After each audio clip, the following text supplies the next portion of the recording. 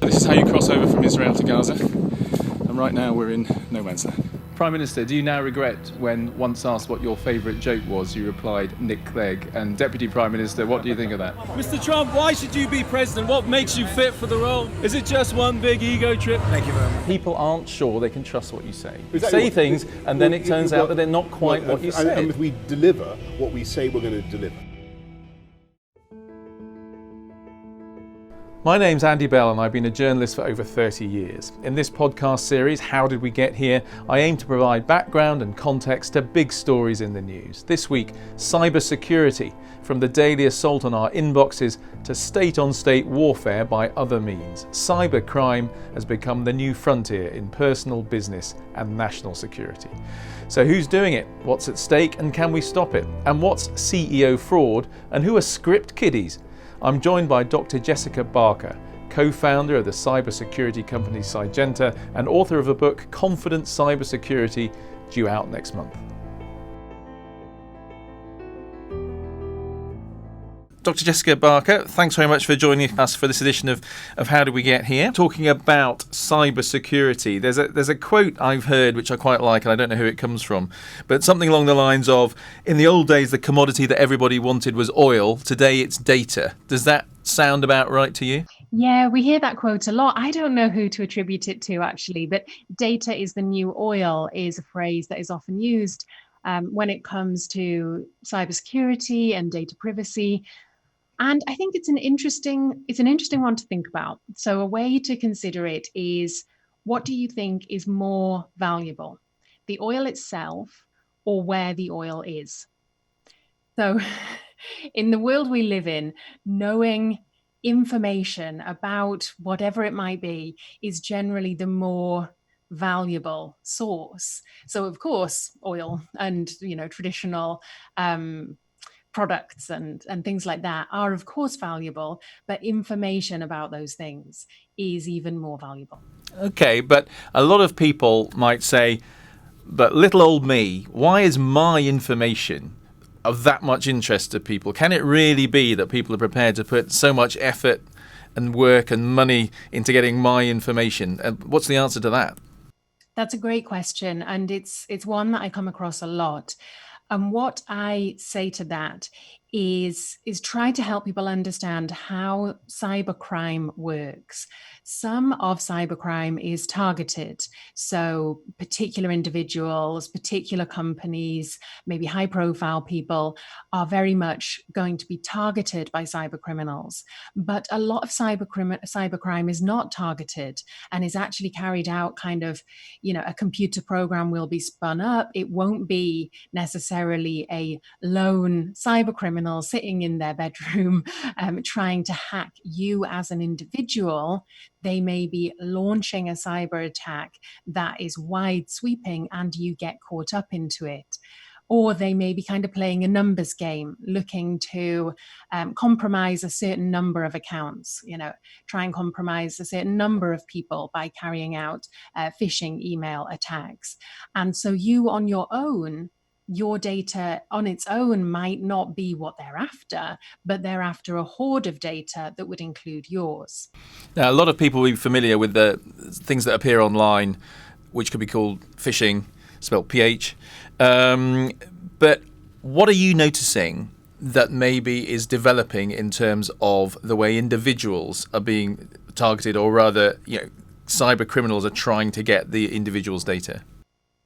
So I agree. A lot of people are probably familiar with phishing emails. And these are emails, for example, the traditional one would be it purported to come from a foreign prince who wants to give you money. If only you will transfer a bit of money in advance or provide your bank details, then they'll be able to give you a good share of their fortune.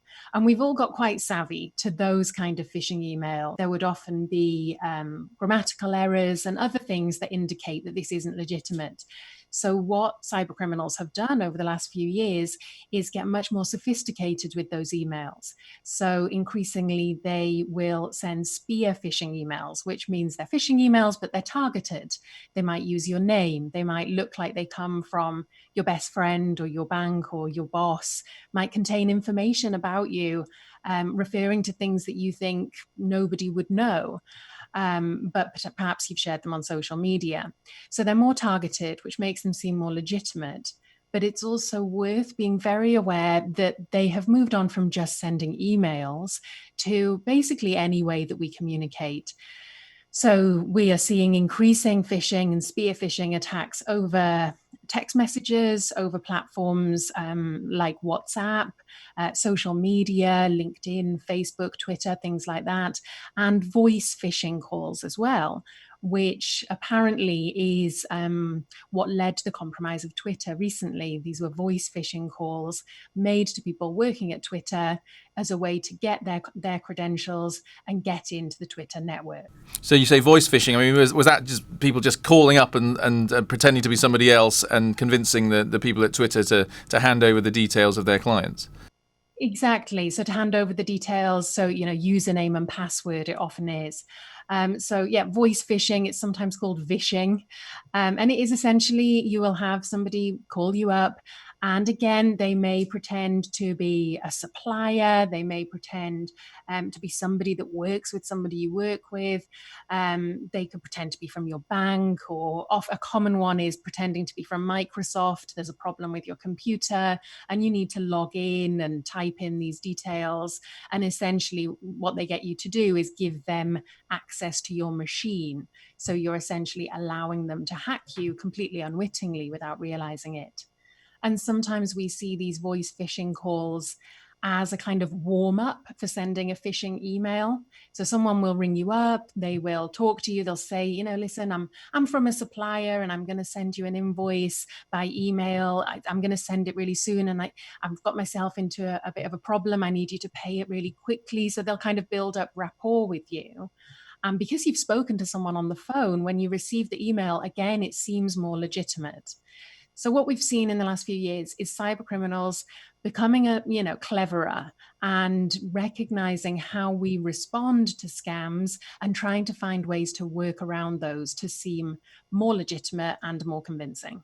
What's the most convincing, sophisticated, cleverest one that's come across your desk? I'll put it like that. Let's see. I mean, a very common one is what's called CEO fraud. So this has happened for many, many, many companies, many organizations, many local governments and schools and all sorts. An email that comes into somebody working in the finance department, it looks like it comes from the CEO, and it will, say, hi, so-and-so, John, use the person's name, the target's name. We're acquiring a company. And we've got to keep it really quiet. I'm only telling people that I absolutely trust, and you're one of those people. I need you to transfer this sum of money. You must do it quickly. It's really important you don't tell anyone because it'll affect the share price. I know I can rely on you to do this. Thanks so much. Signed off by the CEO. Looks like it comes from the CEO's email address. And this is clever, and emails like that, because they use so many psychological triggers. The fact that the boss is trusting you with something, that the boss is keeping it confidential and wants you alone to be in on the secret. And of course, the time pressure, a really common one as well. And I've seen similar scams like that, but over WhatsApp. And again, when they're over something like WhatsApp, it feels closer, it feels more personal. Most people, or many people, aren't aware that these scams are taking place over things like WhatsApp and text and social media, as well as over email. Well, who are these hackers? I mean, is it just the kid, sitting in his room at home, just 24 hours a day tapping away all this, or presumably there's some very sophisticated operations out there? Yeah, we see a really wide variety. So when we talk about the sort of what we call the threat landscape when it comes to cybersecurity, so essentially what are the threats we're looking at, and we'll often use the term the threat actors, which is basically the groups. How can we look at the different people out there that are trying to hack organizations and individuals?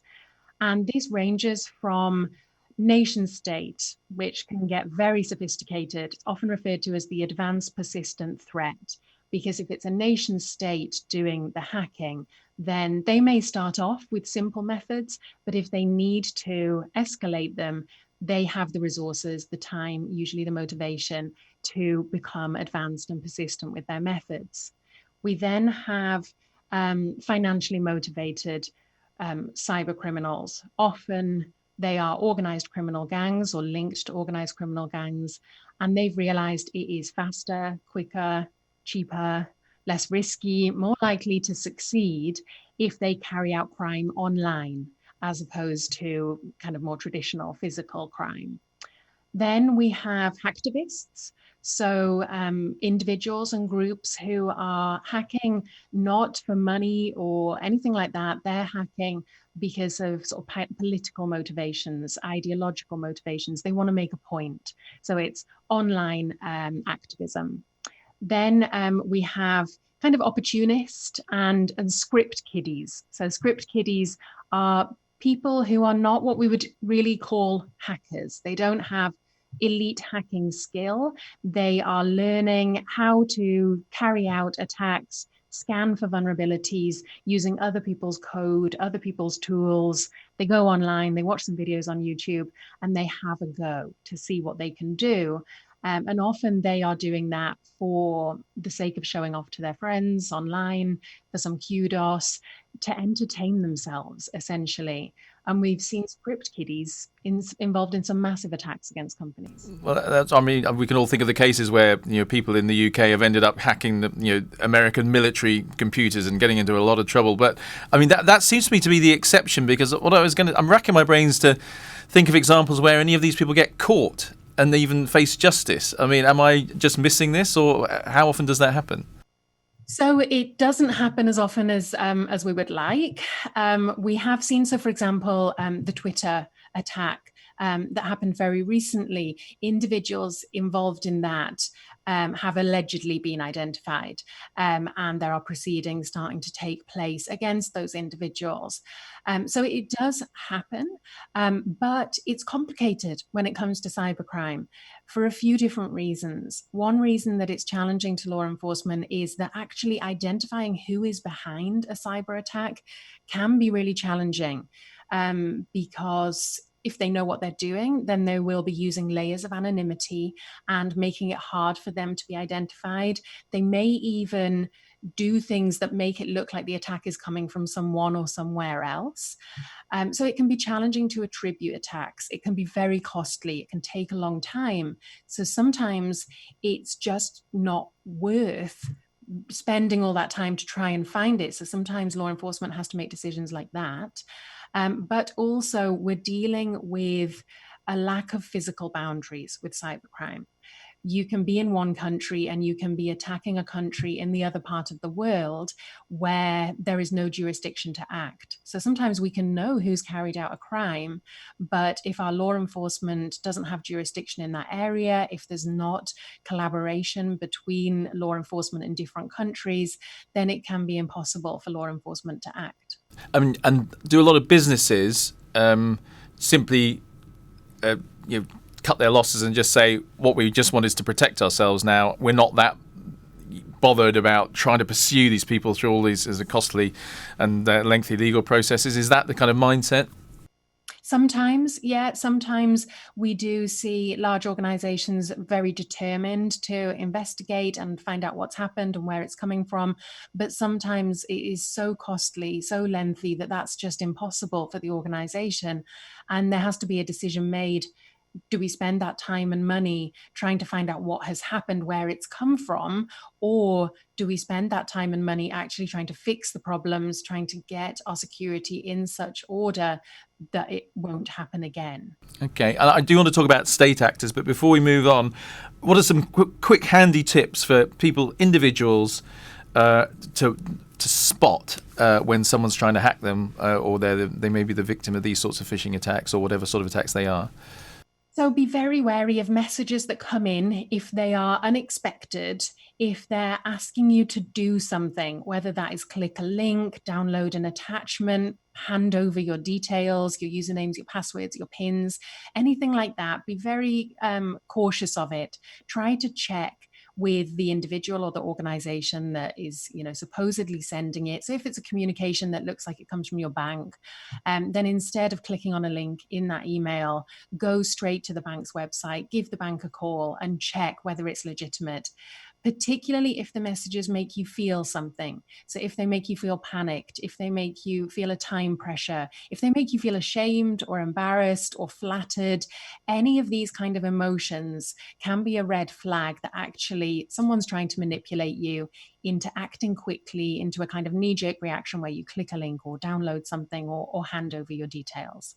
It's interesting listening to you describe that, because I would have imagined you'd look first at the email address where it's come from, which can obviously give you a clue. But also you're saying be alert to the kind of psychological way you might be being manipulated in the content of that email. Absolutely. Yeah. There are sort of technical things you can look at, but they can be spoofed. So the email address can look legitimate, and you may not realize that actually it's not. So sometimes some of the indicators won't be as reliable as what the email is asking you to do, or the message, the text message, social media message, what the message is asking you to do and how they're asking you to do it.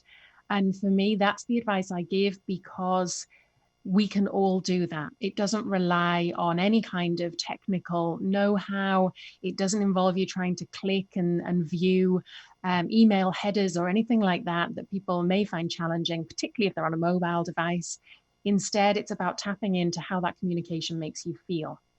Okay, fascinating. Right, I just want to ask you about state actors, which is obviously, cyber crime, if that's the correct word, or hacking, or is becoming something that we're now becoming familiar with. I mean, how big an issue is that now in terms of the way that state actors are trying to push their own interests in the world today? So what's interesting now is that we know about it. So even going back a few years, say 4 years ago, cyber activity was happening, state on state. Nation actors were using cyberspace as a way of attacking other states, but it wasn't something that was really known in the public domain. It wasn't really spoken about. Whereas now, for the last few years, it's been much more open. There's been much more public debate and discussion and awareness around the fact that nation state actors, of course, use cyberspace, of course, use cyber insecurity to attempt to attack, undermine, disrupt other countries. And we've seen that a great deal in the last few years. And we see that in ways that we might expect. So, for example, attempting to influence elections is something that we might expect states to be doing against other states. But we also see it in somewhat unexpected ways. So, for example, there was a large hack on the Bank of Bangladesh a few years ago. 80 million US dollars was stolen. The attackers were trying to steal $1 billion US dollars, which would have been the largest financial heist that we'd ever seen. And of course, at the time, everybody thought this was financially motivated, but it has since been alleged that this was actually nation state activity that was carried out kind of to look like it was financially motivated, but was really about causing disruption and distrust with institutions. Which nation state was allegedly behind it then? I think it was alleged that it was North Korea. I would have to double check, to be honest, but that's my... It gets very complicated, but that's my memory from reading up on the case. And so what we see is private companies being caught up as kind of collateral damage sometimes in this state-on-state activity. Now, there's obviously been a lot of talk about China recently and Huawei, and people getting concerned about that in the US and the UK. I mean, what is it on the sort of cyber front that it is that people like the American and the British governments are concerned about when it comes to a company like Huawei? So there's been long-running discussion around Huawei in particular, and there has been concerns expressed that Huawei, because it's very embedded in the infrastructure, for example, in the UK, in our critical national infrastructure, lots of Huawei technology is kind of embedded in it. And so there's long been concern expressed in some quarters that the Chinese state uses Huawei to essentially kind of backdoor into our network, so essentially to spy on us as a country. And the fact is that this is taken seriously enough that this is like an alternative front in a kind of ongoing Cold War, that you don't have to have tanks sitting on people's borders anymore. States can have much more power to wield over adversaries or rivals through the cyber world on the cyber frontier. Yes, exactly. And absolutely, states are able to use technology, and they're able to launch cyber attacks to attack other countries, to attack companies that are sort of part of that country, as a way of causing instability, as a way of, carrying out espionage. And to be honest, this is nothing new. We're just more aware of it now than ever. What's the worst example of sort of state hacking, state activity, state actor that has happened recently in terms of interference with another country? So there's been a number of examples of state-on-state activity. I mean, one of the most famous ones is, not in the last few years ago, but it was in 2010, Stuxnet, when we saw the first time that a cyber weapon was used to inflict real-world, like physical damage. So essentially, Iranian nuclear plant was targeted with a piece of code. It was carried out by someone plugging in a USB stick, so it wasn't sort of carried out over the internet, but this was a network that should not have been able to be attacked via the internet. And this piece of code essentially caused the centrifuges that spin nuclear enrichment to spin out of control. So it had a physical impact. So Stuxnet is very well known. And who do we think did that? It's been attributed. So actually, Obama has said that the United States was involved in that. He went on record and said that, did he? Yes, he did. So there was lots of speculation at the time over who was involved in that. It was very easily identified as being nation state because it was so sophisticated. But then, so if we're looking at recent years, then of course we can think about the US election and the allegations that Russia was heavily involved in the outcome of those of the election that led to President Trump winning. Presumably, the whole issue of cybersecurity is just going to get bigger and bigger, because the more states do, they're going to be more reliant on this sort of technology. And individuals, of course, are just connecting more and more. We're talking about the Internet of Things. If I want to control my fridge from work on my phone. I mean, this is all presumably just going to offer more opportunities for cybercrime, is it? Absolutely. The more connected we are, on one level, of course, that brings us opportunity. I'm sure many of us in recent months have been very grateful that we have the internet, that we're able to have video chats and order things online and, be connected with people without having to leave our home or travel very far. But at the same time, the more connected that we are, then of course, the more vulnerable we are to cybercrime, to cyber activity. And the huge rise in number of Internet Things devices, which we're introducing into our homes, but also businesses are using more and more, the rise in smart buildings and smart infrastructure in our cities. We're becoming even more connected as people, as countries around the world. And this leads to more vulnerability in lots of different ways. So cybersecurity is really important. We have to be aware of the attacks, of how they operate, how we can prevent them. But it's also really important that we aren't scared, that we don't feel so terrified that actually we feel like it's out of control or there's nothing we can do about it. Because there are fundamental things we can do to better protect ourselves, whether that's as individuals or as organizations or as a country. Okay, Dr. Jess Barker, thank you very much indeed for talking to us. And I guess everyone, take care when you're opening those emails and those links. That would be your last bit of advice to people? It would, and have good passwords. And if you're not sure how to do that, I would recommend either a password manager, or if you're just, at home, then write your passwords down, put them somewhere safe. As long as you trust everyone in your house, that's a lot better than reusing weak passwords everywhere.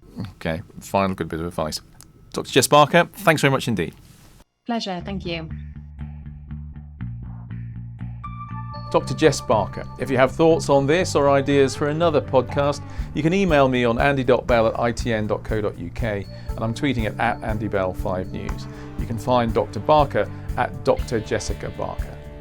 The podcast takes a short break now for the summer. In the meantime, please have a look back at some of the ones you may have missed since the beginning of the year. Thanks for listening, and we will be back soon.